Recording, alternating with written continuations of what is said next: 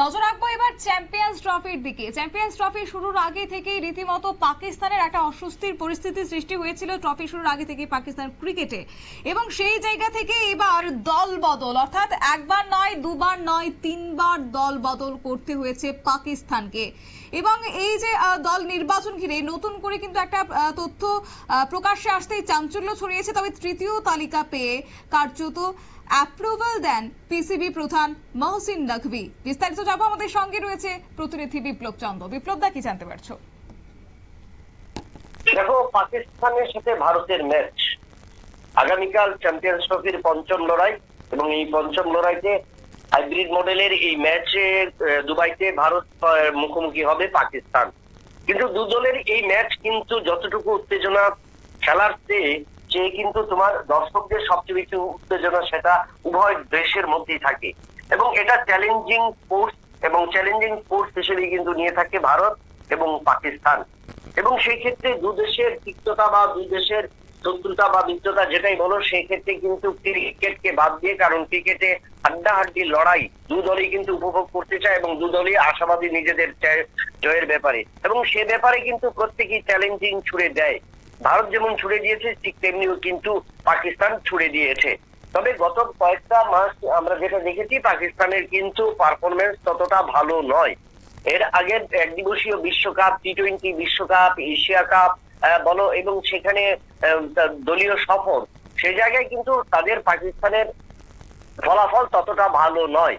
যার কারণে কিন্তু পাকিস্তানের যে বোর্ড, যে সভাপতি প্রধান রয়েছেন মহসিন নকভি, তিনি কিন্তু অনেকটাই কিন্তু আঁটো করবার চেষ্টা করেছেন বা করছেন বা চালাচ্ছেন বা চালাবেন। কারণ কেন?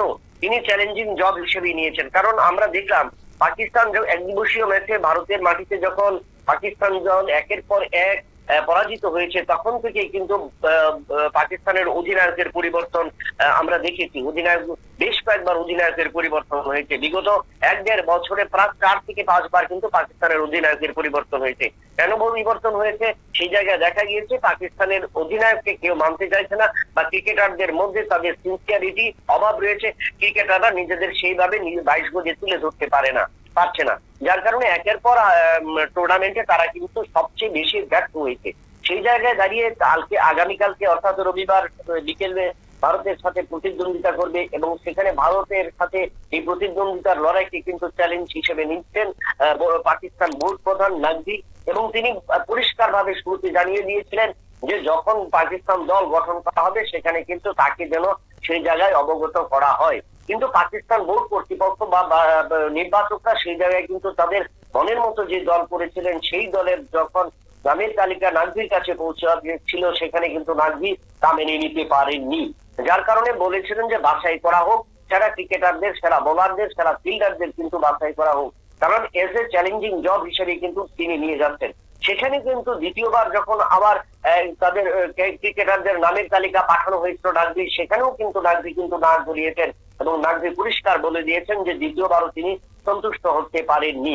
অর্থাৎ কি করে নিচ্ছেন তিনি? Challenging job. ক্রিকেটকে যেন কোনোভাবেই শিশুসুলভ ভাবে নেওয়া না হয়, এবং ক্রিকেটকে যেন পাকিস্তান ক্রিকেটকে ঢেলে সাজানো হয়, সেটা কিন্তু একটা চ্যালেঞ্জিং জব। কারণ আমরা দেখেছি যে চ্যাম্পিয়ন্স ট্রফি শুরুর আগে যখন ভারতীয় দল পাকিস্তান গিয়ে খেলবে না, তখন থেকে কিন্তু লাহোর, রাউলপিন্ডি এবং করাচি এই 3টি স্টেডিয়ামের কাজ অর্ধ সমাপ্ত ছিল।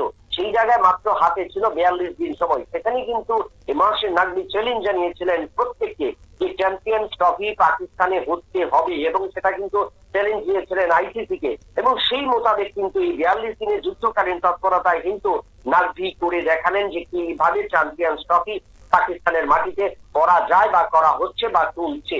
এই ক্ষেত্রে দাঁড়িয়ে নকভি কিন্তু তৃতীয়বারের জন্য দল বাছাই করতে বলেছেন নির্বাচকদের, এবং সেখানে কিন্তু তারা বাছাই করেছেন। তবে তৃতীয় দল কাকে নিয়ে বাছাই করা হয়েছে, কিসের উপর জোর দিয়েছেন, ব্যাটিং লাইন আপে না বোলিং না ফিল্ডারদের নিয়ে না অলরাউন্ডারদের নিয়ে, কোনটার উপর জোর দিয়েছেন সেটা কিন্তু অবশ্য জানা যায়নি। তবে এটা ঠিক যে নকভি যেহেতু নাক গুলিয়েছেন বা নকভি যেহেতু হস্তক্ষেপ করেছেন, তাই ভারতের সাথে যে আগামীকালকের এই ম্যাচ কিন্তু অনেকটাই চির প্রতিদ্বন্দ্বিতাপূর্ণ হবে। কারণ পরিসংখ্যান অনুযায়ী এখন পর্যন্ত ভারত এবং পাকিস্তানের মধ্যে 153টি ম্যাচ অনুষ্ঠিত হয়েছে, সেখানে ভারতীয় দল জয়লাভ করেছে 53টি ম্যাচে এবং পাকিস্তান দল জয়লাভ করেছে 73টি ম্যাচে।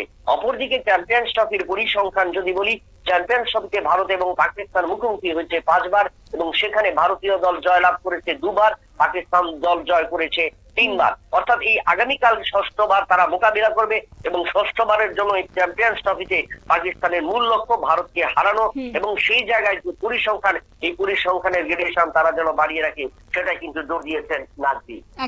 একেবারেই ধন্যবাদ বিপ্লব তোমাকে। অর্থাৎ চ্যাম্পিয়ন্স ট্রফি শুরুর আগে এক প্রকার বিতর্ক এবং তারই মধ্যে 3 বার দল বদল নিয়ে পাকিস্তান এক প্রকার অস্বস্তির একটা পরিস্থিতি সৃষ্টি হয়েছে। তবে দেখা যাক যে এই যে ভারত পাকিস্তান ম্যাচের আগে একটা তুমুল বিতর্ক এবং সেই সমালোচকদের আখিরে পাকিস্তান জবাব দিতে পারে কিনা, উত্তরের অপেক্ষায় কিন্তু রয়েছে গোটা দেশবাসী। নিয়ে নিচ্ছি ছোট্ট একটি বিজ্ঞাপন বিরতি, সঙ্গে থাকুন।